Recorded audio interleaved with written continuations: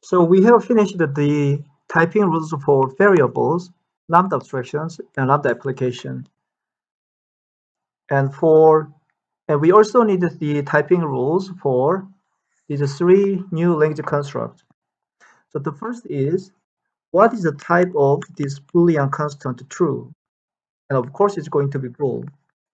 So this is typing rule for Boolean constant true. We can say this is rule true. And similarly, what's the type of this Boolean constant false? And of course, it's bool. So we may call this is false.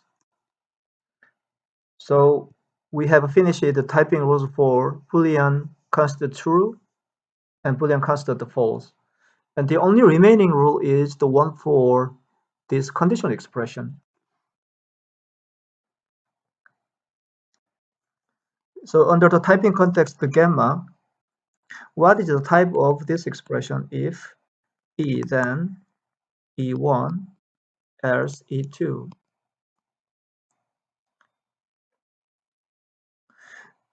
So what is the type of this expression? So first of all, we want to make sure that this expression E has a Boolean type. Otherwise, we would expect the whole expression to be ill-typed, ill-formed.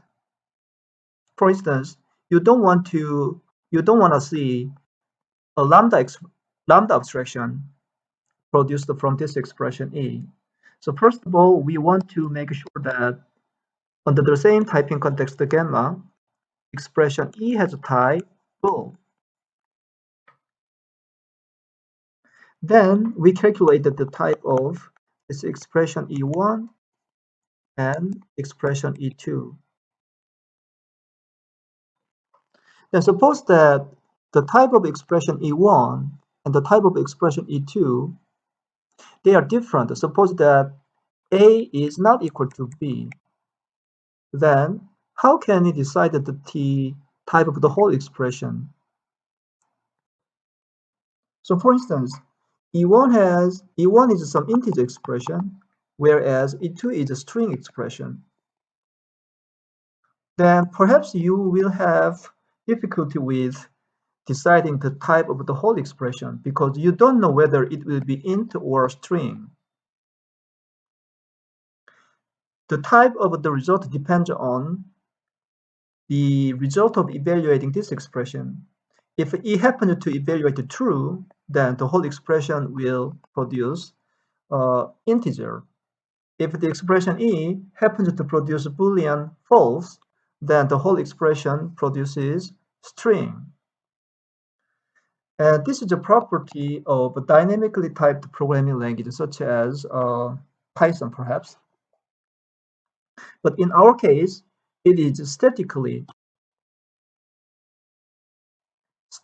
typed programming language, which means that the types are decided at compile time. So in order to be able to decide the type for the whole expression at compile time without waiting for the reduction, we require that A is actually equal to B. Otherwise, the whole expression doesn't make sense. So we require that both expressions E1 and E2 have the same type. And another way to express the condition is we use the same meta variable here. So expression E1 has a type A and also expression E2 has the same type A. Then whichever of true and false we obtain from this expression E, we can guarantee that the whole expression eventually produces a value of type A. So this is the type for if a conditional expression. Now we have developed the typing rules for these language constructs. And along with these three typing rules for those expressions from untyped lambda calculus, we completed the set of typing rules. To summarize, type system, in order to formulate a type system, we need typing judgment and typing rules.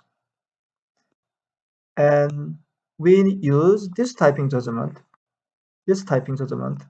Under typing context gamma, expression E has a type A, and typing context gamma is just a bunch of assumptions on the types of variables. And we also assume that all these variables are distinct. And we have these 6 typing rules, one for each of these components in the syntactic category expressions. So that's how we develop a type system.